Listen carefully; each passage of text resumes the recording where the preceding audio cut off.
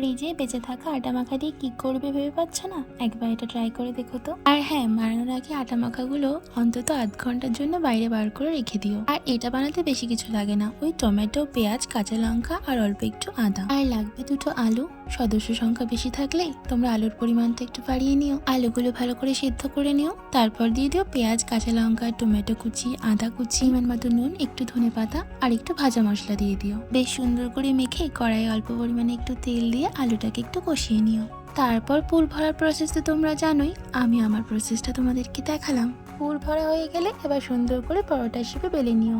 তারপর কড়াইয়ে অল্প পরিমাণে তেল দিয়ে, হ্যাঁ মানে খুবই অল্প পরিমাণে তেল দিয়ে কড়াইয়ে পরোটাটা দিয়ে বেশ সুন্দর করে ভেজে নিও। সুন্দর করে ভেজে নিলেই আমাদের গরম গরম আলুর পরোটা কিন্তু রেডি হয়ে গেল।